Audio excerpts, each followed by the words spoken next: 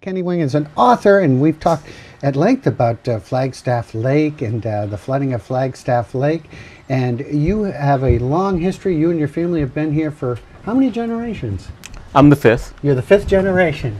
So you've seen a lot of changes around here. What, Well, in what my was it generation. like to grow up in the Eustis area here? Well, it was phenomenal. Still is, actually. Yeah. My father was the supervisor for the Maine Forest Service in Eustis at the fire control facility. So I grew up there. As we had to live there. Yeah. We had to live there since the Cuban Missile Crisis because of the radio systems. And Really? Yeah. And he didn't have a year-round job because there's no forest fires in the wintertime, but he did other stuff. But we had to live in that building to maintain the radio communication. So I grew up with fire trucks and forest fires and spent a lot of time with my dad, fighting fire, going to fires, fishing and hunting and snowmobiling and doing all that recreation stuff that people die to do now. Yeah, and you had to do it. And I grew up right on the shore of Flagstaff Lake. I still live on the shore of Flagstaff Lake. Yeah.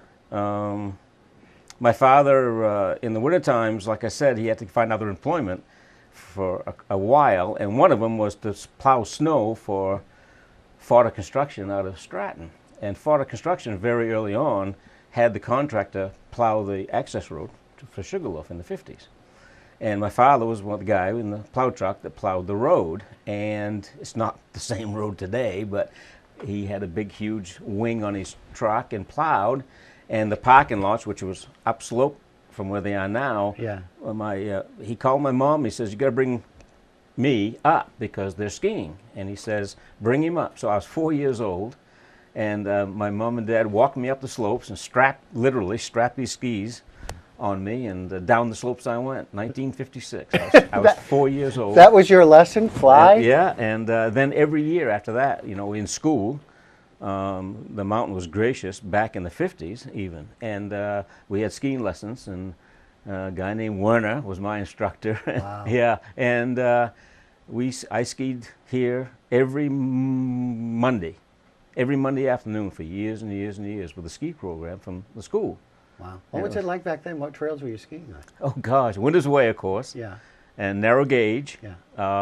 Double bitter. Mm-hmm. And a couple others, but Tote Road was always in there. But there wasn't much. Now, when you were skiing back in those days, they weren't skinning up to get to the top. You were riding. Left Well, side. there was lifts. There was 1, 2, 3, 4, 5. Right. And I remember eventually getting to lift 5. Was the That was a goal. that was the goal. Yeah. Yeah.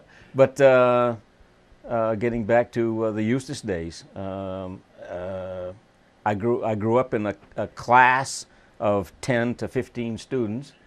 I was the first graduating class out of Mount Abram High School in 1970, and there was about 42 of us out of 5 towns that graduated. That was the total enrollment. It was Knew in the everyone's senior name. class. Oh yeah. Yeah.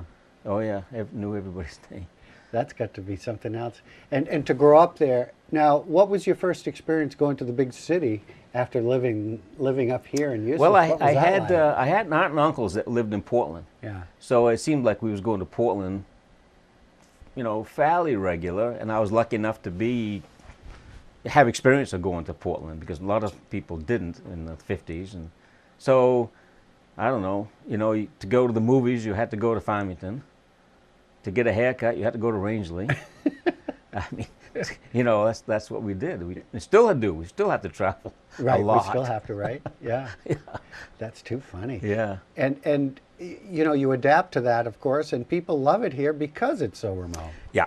Well, as you know, I drive 2 days a week, Explorer shuttle buses up Right. here. So people always, discussions are, where you from? Well, I'm from here, just over that mountain there. Oh, really? And then, do you like it here? And you have to drive so far, and that's what we love, I tell everybody the nearest traffic lights are in Farmington, 50 miles away. The nearest Walmart is 60 mile one way, things like that. They don't understand that. That's right. You adapt your life a little differently up here. So interestingly, Yeah. behind you is an old photograph Yeah. of Sugarloaf, and in 1908, it was the demise of the narrow gauge railroad here. There was a forest fire, and you can see the old scar right there. All that hardwood, no, down below. All that hardwood right there is the old fire scar. That fire started in Carabasset. Actually, it's a pet peeve of mine. Burnt Mountain wasn't Burnt Mountain until it burned. There's 16 burnt mountains in the state of Maine. Wow. And that's just it's a stupid name because it burned. The real name for that mountain originally on the maps is Hammond Pond Mountain. And I've been trying to get the mountain to change the name back, you know, but Good luck with that. yeah, Yeah, that one probably the won't. brochures are already made. But so that fire went up over Hammond Pond Mountain, across Sugarloaf, and across into Crocker.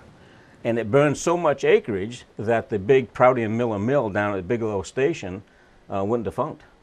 They stopped logging, and that mill was actually transferred to set up in Jackman. But that's an interesting photograph because of the fire. And of course, I grew up fighting forest fires. I was going to say you were out fighting that and fire, I can right? still see that fire scar. You can still see that fire scar if you know what you're looking for. But that's a 50s picture, and you can still see that. Nice. How were you fighting a fire back then? I mean, no hydrants up there. No. No, it's all hose lays and portable pumps.